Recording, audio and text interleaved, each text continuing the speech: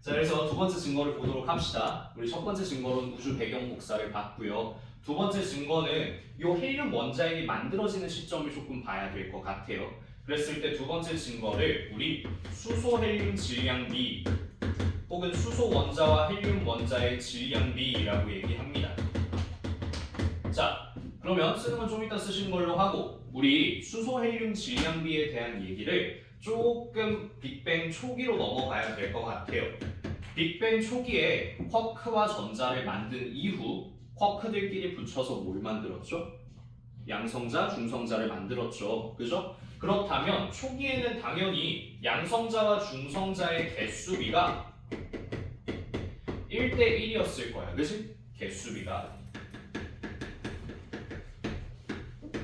무슨 말이냐면 뭐 양성자 한 8개 있으면 중성자 또한 한 8개 있었을 것이다 라는 얘기고요. 그림 그리는 거 재밌어 보인다고 부러워하지 마요. 좀 이따 그리라고 할 거니까. 자, 초기에 양성자 한 8개, 중성자 8개 어쨌거나 1대1 비율로 있었을 것이다 라는 얘기예요.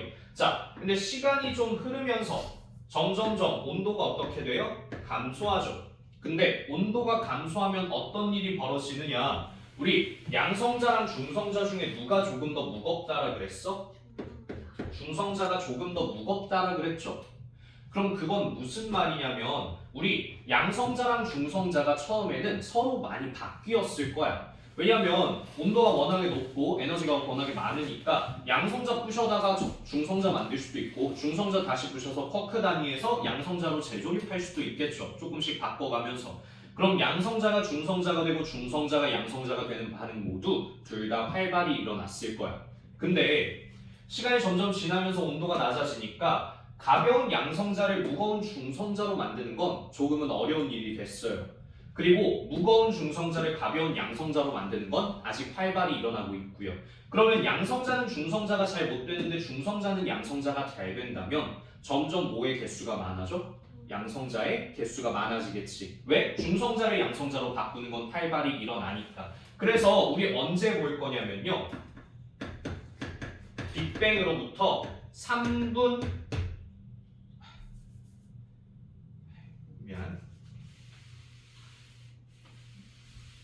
3분 조금 전을 볼 거야. 이게 무슨 말이냐면 빅뱅으로부터 3분 후에 뭐 만들어? 헬륨 원자핵 만들지. 그럼 딱 요 시점 정도 볼 거라고. 헬륨 원자핵 만들기 직전 정도의 시점. 그럼 이때는요. 양성자의 개수가 엄청 늘어났을 거라 그랬잖아. 중성자보다. 그래서 양성자와 중성자의 개수비가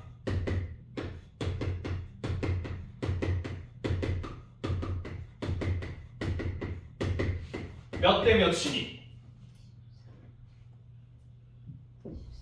14대 2점. 그치? 점점점 양성자가 많아지고 중성자가 줄어들어서 양성자와 중성자의 개수비가 14대 2 혹은 7대 1 정도로 됐을 겁니다. 그리고 이 상황에서 빅뱅으로부터 3분 후가 딱 되는 순간 어떤 일이 벌어져요? 헬륨 원자핵을 만들죠. 헬륨 원자핵을 만든다는 건 우리 조금 전에 양성자랑 중성자의 비율이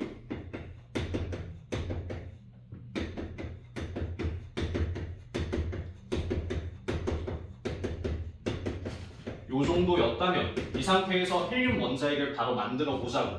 그럼 여기서 요게 헬륨 원자핵이죠.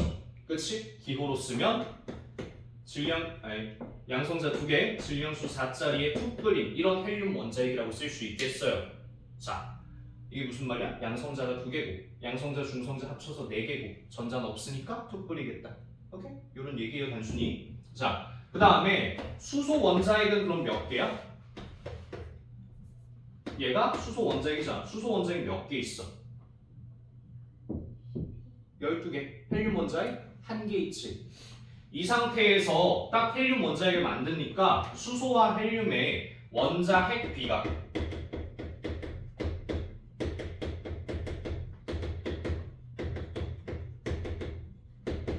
약 12대 1이 됐을 거라고요.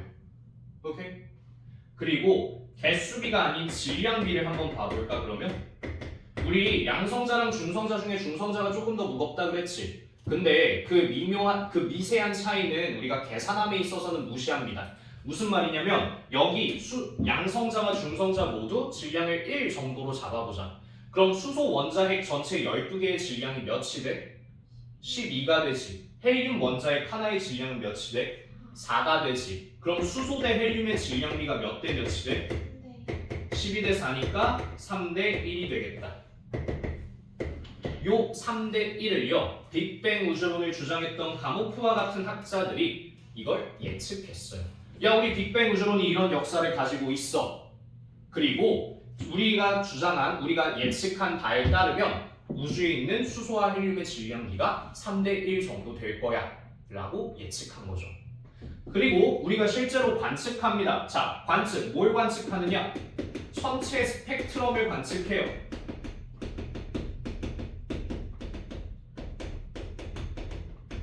천체 스펙트럼을 관측하니까 실제 수소가 질량이 약 74%, 헬륨이 질량이 약 24%가 나왔어요. 그렇다는 것은 이 74%와 24%의 질량이 약 3대 1의 비율을 갖게 되죠. 그 뜻은 무슨 말이야? 빅뱅 우주론이 맞는 말이다. 이게 맞다라는 얘기인 거지. 오케이? 여기까지가 예측이야. 얘가 관측인 거고. 알겠니? 자, 그래서 얘를요. 두 번째에다가 써주시면 되겠어요. 수소, 헬륨, 질량비. 그림을 조금 그려줘요.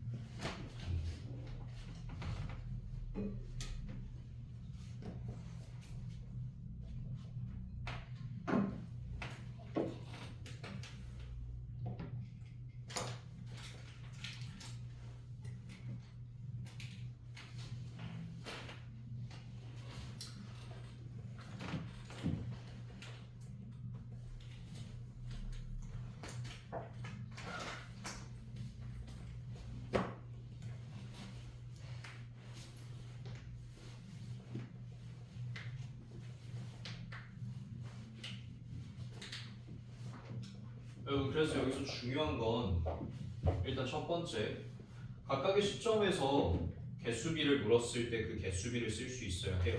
초기에는 1대1이었다가 헬륨 원자핵을 생성하기 직전에는 양성자가 점점 많아져서 개수비가 7대1 정도가 됐다가 중요하고요. 그 이후에 이걸 만들었을 때 수소 헬륨 원자의 질량비는 12대1 그리고 개수비가 12대1 그리고 그 질량비는 3대1이었다. 개수비를 양성자일 때 중성자로 묻는지 혹은 수소 대 헬륨으로 묻는지에 따라서 정확한 값들을 얘기할 수 있어야 되고요. 또한 이 3대1이 개수비가 아니라 질량비인 것도 꼭 기억을 해줘야 합니다. 오케이? 자, 그러면은 여기까지가 예측이라 그랬고 우리가 관측한 건 전체 스펙트럼이라고 했어. 그래서 그 전체 스펙트럼 관측을 통해서 이게 맞는 말이다를 알아냈다라고 했죠. 전체 스펙트럼 관측을 했더니 우주에 수소가 74%, 헬륨이 24% 있는 게 나왔다며. 근데 전체 스펙트럼의 관측이 뭔데? 그걸 좀 알아야 되겠지. 자, 그럼 우리 스펙트럼이 뭔지 스펙트럼의 개념부터 좀 보셔야 할 것 같아요. 자, 우리 이 불빛 생각해 볼까? 백색광. 백색광은 실제 흰색의 빛이 아니지. 무슨 말이냐면 빨주노초 파남보의 색들이 전부 합쳐져서 흰색처럼 보이는 거죠. 그럼 우리는요, 이 흰색의 빛을 각각의 색에 따라서 뜯어볼 수 있어요. 그걸 우리 스펙트럼이라고 부릅니다. 무슨 말이냐면 백색광 같은 빛을요 쏴요. 프리즘 혹은 분광기라고 부르는 거에 쏩니다. 분광기가 뭐예요? 나눌 분자에 빛광자를 써서 빛을 나누는 기기예요. 그럼 여기에 백색광을 쏘면 어떤 일이 벌어지느냐? 이 흰색 빛이 파장에 따라서 나눠지게 됩니다. 그랬을 때 위에서부터 빨주, 노초, 파남, 보라색까지 연속적으로 색깔이 나오고요. 빨간색에서 보라색으로 갈수록 아이들의 파장이 어떻게 될까요? 짧아지고 파장과 에너지는 반비례하니 에너지가 어떻게 될까? 커진다 얘기할 수 있겠죠. 에너지는 보라색이 제일 크고 에너지는 빨간색이 제일 작아요. 파장은 보라색이 제일 짧고 빨간색이 제일 길어요. 오케이? 이런 식으로 얘기할 수 있겠고. 자, 그래서 스펙트럼이라는 건 이런 거야. 어떤 빛을 쏴가지고 그 빛을 각각의 구성색으로 혹은 파장으로 얘를 뜯어서 본 색의 띠다라는 얘기예요. 오케이? 그냥 빨주노초 파남보 보이는 이런 게 스펙트럼이라고. 자, 그러면 우리가 관측자가 있어요. A라는 별을 봤다라고 합시다. 그랬더니 A라는 별빛이 관측자에게 들어오면서 이 A라는 별빛의 스펙트럼을 뽑아봤대. 그러면 이 A라는 별빛의 스펙트럼은 빨간색부터 보라색까지 혹은 보라색부터 빨간색까지 쭉 연속된 색의 띠가 나올 거예요. 우린 이런 걸 연속 스펙트럼이라고 불러요.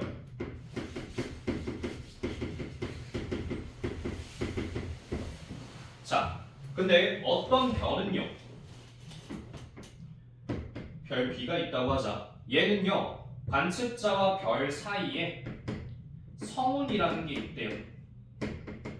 성운이 뭐냐면 성간물질이 구름처럼 모여있는 거고, 성간물질이 뭐냐 하면 별과 별 사이에 있는 물질을 얘기해요. 쉽게 얘기해서 우주에 있는 전자들, 양성자들, 중성자들, 수소헬륨 원자들이 모여있는 걸 우린 성운이라고 부르고요. 그러면 얘네가 좀 여기에 뭉쳐져 있으니 B라는 별빛이 온전히 우리 눈에 들어올 수 없겠죠. 이 별 B가 쏘는 별빛은요, 그중 일부 에너지를 성운에게 뺏기고 남은 것들만 들어올 거야, 우리에게. 그치? 그러면 저 별 B의 스펙트럼을 뽑아본다면 원래는 연속된 형태로 나와야 해. 근데 성운에게 일부를 뺏기죠. 그럼 이 스펙트럼 상에 일부가 지워져서 검정색으로 어둡게 보인다고. 이게 원래 검정 바탕에 색들이 표현이 된 건데 이 부분의 빛들은 저 별 B에서 안 나왔어요. 왜? 여기에 해당하는 빛들을 성운에게 뺏긴 거예요. 때문에 이 부분들이 지워져서 나온다라는 거죠. 여기에 해당하는 별빛들을 성운에게 뺏겼다, 흡수당했다라는 얘기예요. 그래서 우린 이런 형태로 나오는 스펙트럼을 흡수 스펙트럼이라고 부릅니다.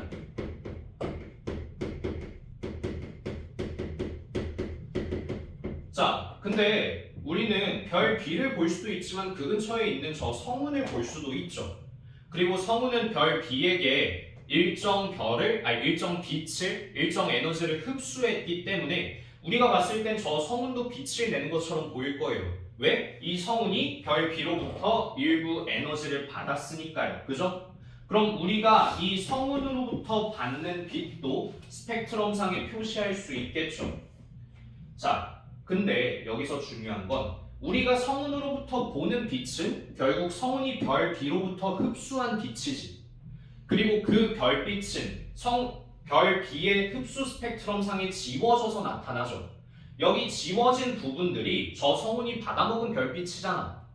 그러면 저 성운을 볼 때는 저 성운이 방출하는 빛은 정확하게 별 B에서 지워져 있는 부분만 빛이 보일 거다라는 얘기예요. 여기만 이거에 해당하는 별빛을 성운이 흡수했다는 건 이거에 해당하는 별빛이 별 B에게 없어졌다라는 얘기죠. 때문에 별 B와 성운 C를 보신다고 하시면 성운 C는 방출 스펙트럼의 형태를 나타낼 거고요. 별 B의 별빛을 성운 C가 뺏은 거니 별 B에서 지워진 부분과 성운 C에서 표시되는 부분이 같아야 한다고요. 무슨 말인지 알겠어요?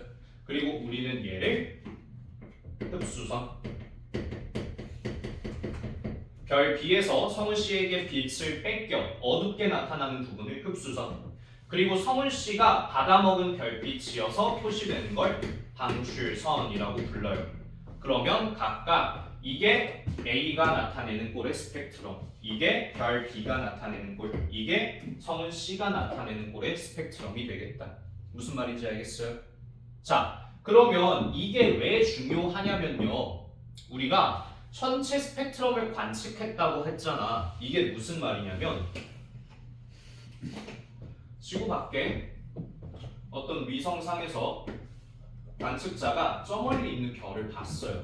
근데 이 별빛이 관측자의 눈에 들어오는 과정에서 완전한 진공 상태를 지나온 게 아니죠. 제가 결국엔 우주를 지나오는 거잖아. 그치? 그럼 여기에도 수많은 입자들이 존재하겠지.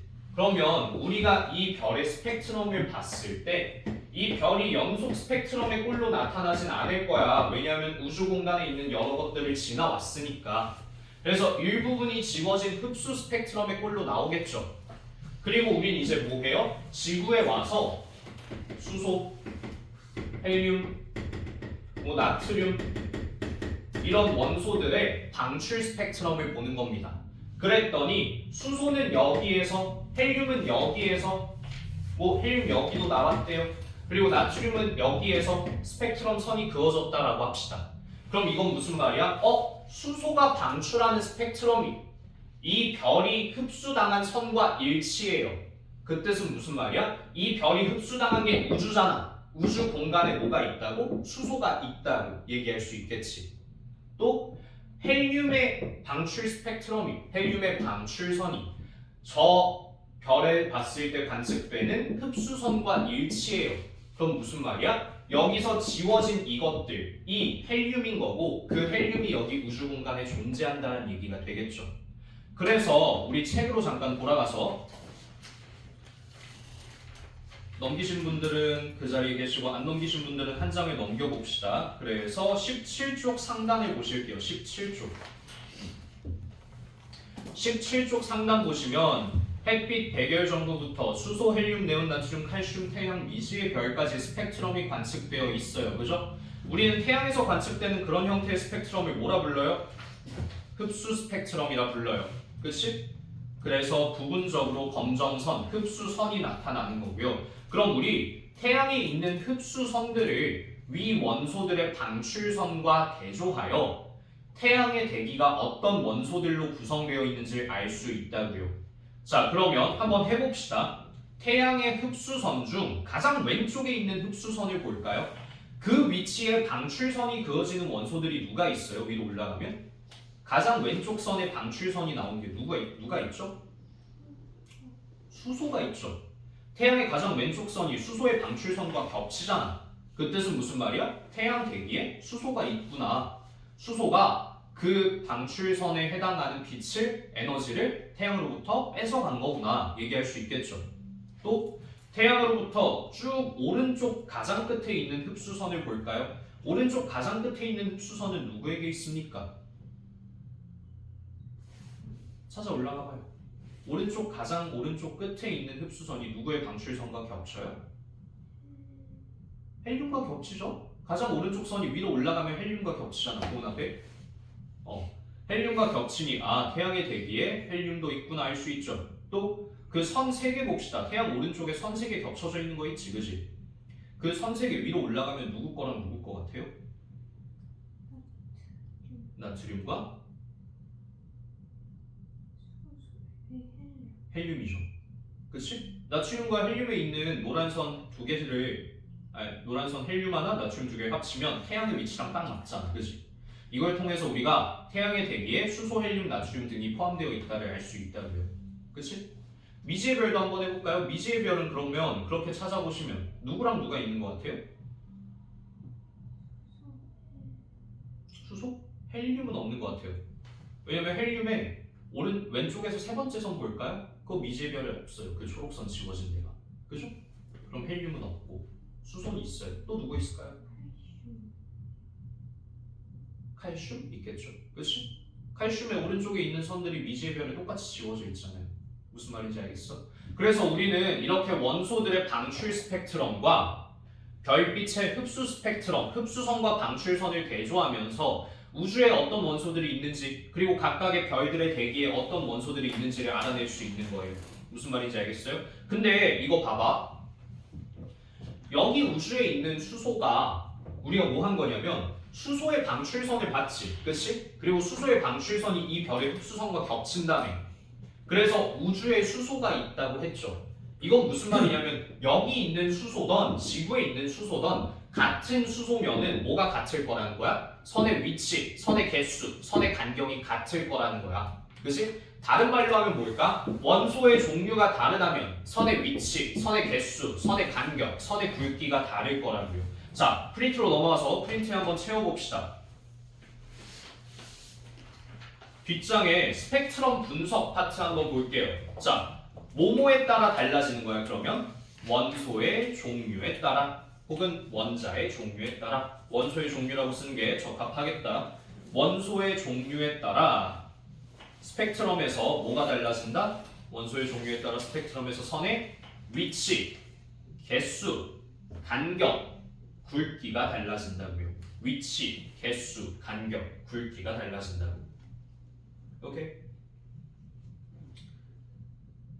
그리고 동일한 원소가 포함되어 있을 경우에 이 별에 무슨 선과 흡수선과 원소들의 방출선이 위치가 같다고요. 그치? 그래서 흡수선과 방출선의 위치가 같다 할 수 있겠죠.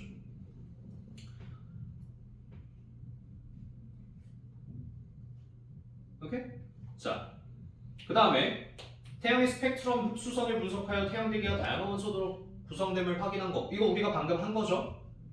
그치? 우리가 방금 책 보고 한 거잖아. 태양의 대기가 수소, 헬륨, 나트륨 등으로 구성됐다 한 거잖아.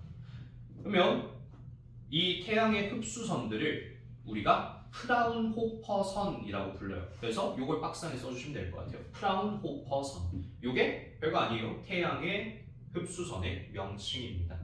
그래서 프라운호퍼선을 보고 태양 대기가 다양한 원소로 구성됨을 확인했다라는 얘기예요. 오케이? 자, 그럼 우리 됐어. 우리 이제 어떻게 우주가 수소 74%와 헬륨 24%로 구성되는지 알았어. 어떻게 우주에 수소와 헬륨이 있는지 알았다고? 저 멀리 있는 별을 보고 여기 스펙트럼을 관측을 했을 때 수소, 헬륨 부분이 지워져 있었다고. 이건 무슨 말이야? 우주에 수소와 헬륨이 존재함을 의미하죠. 야, 근데 존재하는 게 74%, 24%랑 무슨 상관이 있어? 이건 수소, 헬륨이 있다는 거잖아. 74, 24라는 수치는 어떻게 보관했을까? 우리 스펙트럼 상에서 좀 아까 얘기했듯이 원소의 종류가 다르면 선의 위치, 개수, 간격, 굵기가 달라요. 그리고 원소의 종류가 같으면 선의 위치, 개수, 간격이 같아요. 근데 굵기는 다를 수도 있어요. 같은 원소여도. 무슨 말이냐면요. 선의 굵기는요. 비례해요. 뭐랑? 질량이랑 비례해요. 그래서 원소가 많으면 많을수록 선이 굵게 나타나고요. 원소가 적으면 적을수록 선이 얇게 나타나요. 그럼 이제 정확하게 알겠죠? 아, 수소 헬륨으로 구성되는 거 알았어. 흡수선의 위치를 보고. 그리고 이 두께를 통해 계산한 거지. 뭐를? 수소 74%, 헬륨 24%라는 걸. 알겠어요? 이게 전체 스펙트럼 관측이었고요. 자, 우리 거의 다 했어요. 그쪽 스펙트럼에서 연속 흡수 방출에 조금 더 내용을 채워줄게요. 그러면 이런 연속 스펙트럼의 꼴을 나타내는 건 뭐가 있을까? 어떤 거 보면 이런 연속 스펙트럼이 나와? 태양, 별, 고온의 별, 그치? 태양등과 같은 별, 또 백색광, 그치? 백열전도, 흰색 빛을 내는 물체를 보면 되겠죠. 이런 데서 연속 스펙트럼 나와요. 흡수 스펙트럼은 어디서 나와요? 볼까? 흡수 스펙트럼은 어디서 나왔어? 별은 별인데 뭐를 지난 별이야? 성운을 지난 별이죠. 그치? 성운을 지난 별 혹은 저온의 기체를 통과한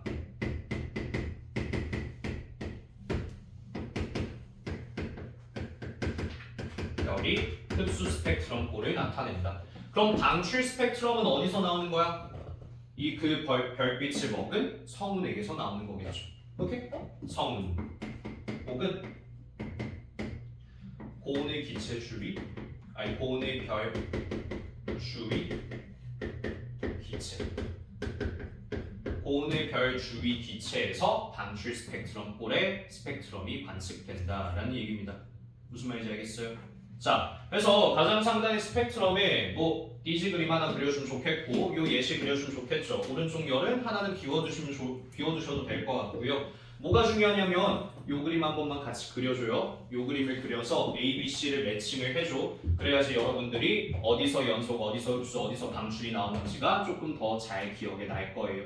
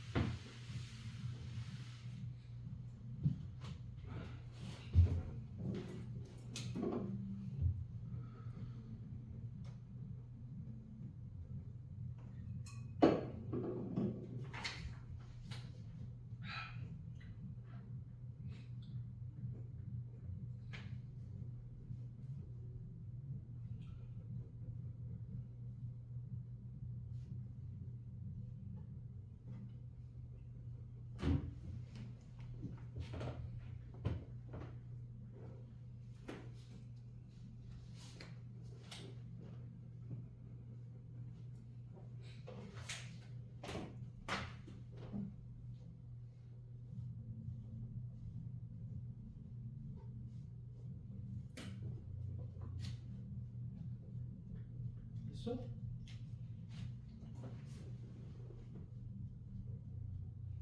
뭔 말인지 모르겠어. 아니 뭐가 문제야? 너는 제 글씨가 안 보여요?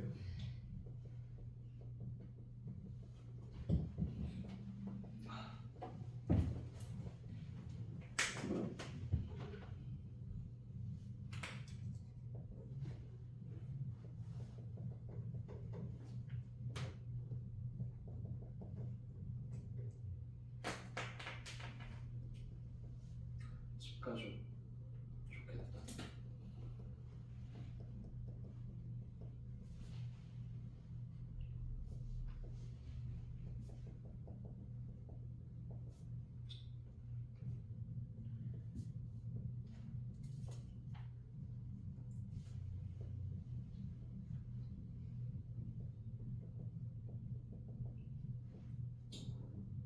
뭐가? 고온의 별 주위 기체야.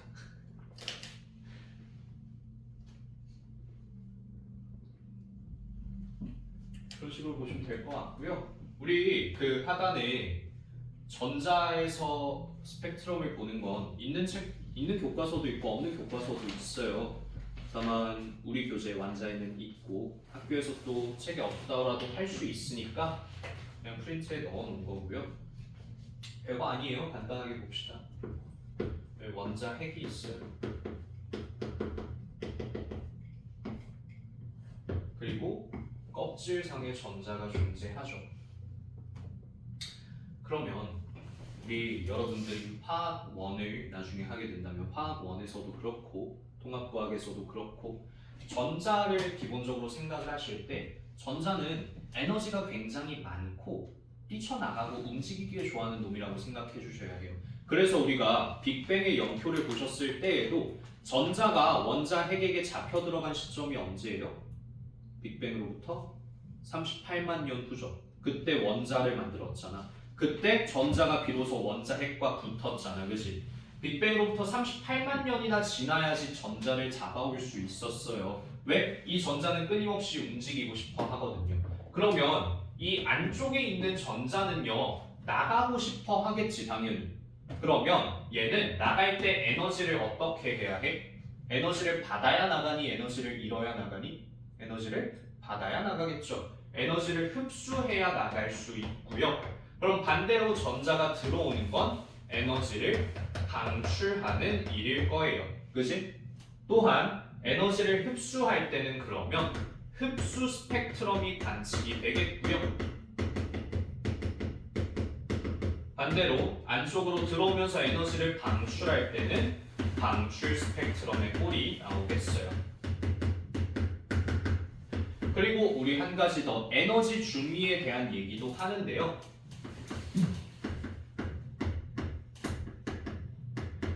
이건요 쉽게 말해서 전자가 얼만큼의 에너지를 갖고 있느냐에 대한 얘기예요.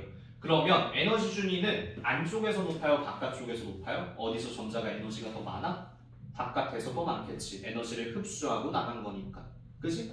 때문에 에너지 준위는 안쪽보다 바깥쪽이 높다라고 보시면 될 것 같아요. 그래서 요걸 그 하단에 좀 이따가 원장이 그림 있는데 써주시면 되겠고 거의 다 했어요. 우리 이제 필요한 내용들 거의 다 했고 딱 하나 남았는데 허블 법칙이에요. 허블 법칙. 허블 법칙은 아마 학교에서 할 수도 있고 안 할 수도 있어요. 안 한 학교가 간혹가다 있기도 한데 자 그러면 얘는 뭐냐? 우리 빅뱅 우주론의 두 가지 증거에 대해서 배웠어요.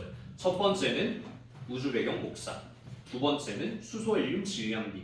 그죠? 두 가지 증거에 대해서 배웠는데 이제는 빅뱅 우주론 조금 전에 정지 우주론과 팽창 우주론이 대립하던 그 시점으로 돌아가서 어떻게 팽창 우주론이 힘을 얻게 되었는가를 볼 거예요. 그랬을 때 허블 법칙이라는 게 바로 팽창 우주론의 증거가 되겠어요. 자, 그럼 허블 법칙이라는 건 무엇이냐? 우리 정지에 있는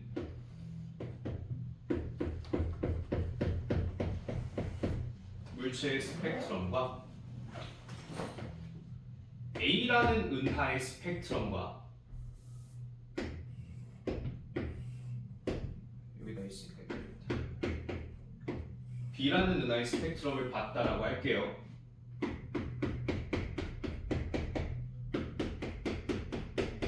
그리고 우리 이 AB 은하의 대기는 같은 원소로 구성됨을 알아냈어요. 그 상태에서 얘네의 스펙트럼을 봤더니 당연히 대기가 존재하니까 흡수선이 그어지겠죠. 근데 정지했을 때는 뭐 여기 이 정도 흡수선이 그어졌다면 흡수선의 위치예요. B 같은 경우에는 이 정도의 흡수선이 그려졌고요. A 같은 경우엔 이 정도의 흡수선이 그어졌어요. 자, 자세히 보시면 A와 B가 같은 원소로 구성이 되어 있기 때문에 대기가 흡수선의 위치가 같아야 하죠. 하지만 A, B의 흡수선의 위치도 다를 뿐더러 정지에 있는 것과 A, B의 흡수선의 위치도 달라요. 무슨 말이냐면 원래는 흡수선이 이 위치에 그어져야 해요. 근데 이 흡수선이 어떻게 됐어? 오른쪽으로 쏠렸죠. 우리 화상 스펙트럼 상에서 오른쪽이 빨간색이거든요. 오른쪽이 빨간색이어서 얘를 지금 파장이 오른쪽으로 쏠렸다라고 얘기해서 적색현이라고 부릅니다. 적색 편의가 무슨 현상이냐면 스펙트럼 상에서 파장이 오른쪽으로 쏠리는 현상이에요. A와 B 모두에게서 적색 편의가 발생한 거죠. 이 적색 편의는요 왜 발생하는 거냐면 우리 물리하시면 도플러 효과라는 거 배울 텐데 나중에 도플러 효과가 무엇이냐면 움직이는 물체에서 파동을 뱉으면 그 파장에 변화가 생긴다는 거예요. 쉽게 생각해서 우리 구급차 생각해 봅시다. 구급차 생각해 보시면 구급차가 가까워질 때 그 구급차의 리듬을 생각해 보자. 원래는 엥엥엥 요 수준이었다면 이게 점점 가까워지면 약간 엥엥엥 빨라지잖아, 그지? 그리고 멀어지면 다시 어떻게 돼? 엥엥엥에서 다시 엥엥 이게 느려지잖아. 그렇게 좋아할 일이야 얘들아?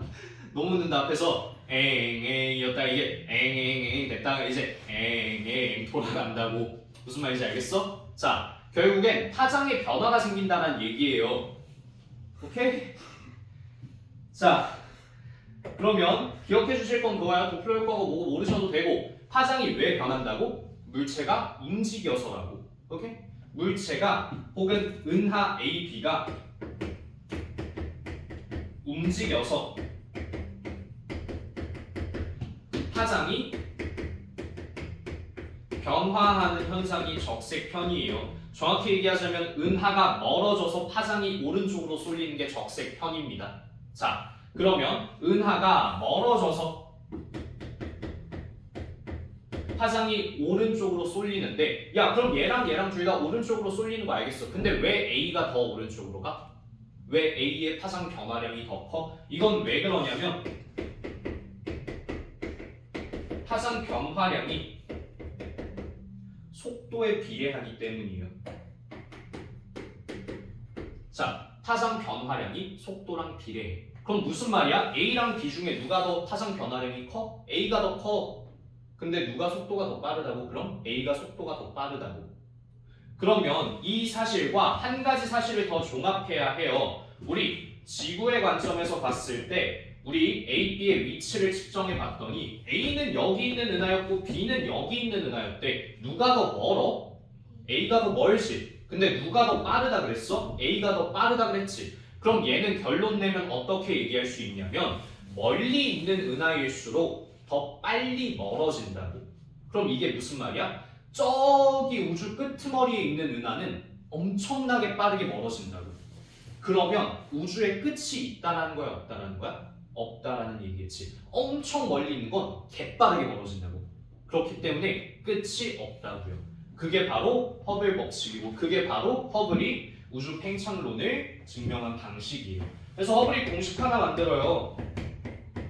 V는 H 곱하기 R이라는 공식인데 자, 별거 아니에요. V는 후퇴 속도입니다. 후퇴 속도. 은하가 멀어지는 속도에 대한 얘기고요. H는 허블 상수예요. 그리고 R은 은하까지의 거리입니다.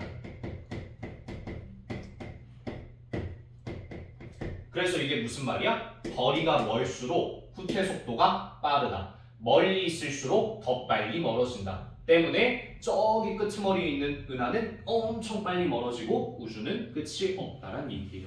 오케이? 자, 요거랑 요건 제일 밑에다 쓰시면 되겠죠? 밑에 허블 법칙에 대한 칸이 있으니까 간단하게 정리하고 오늘은 여기까지 합시다.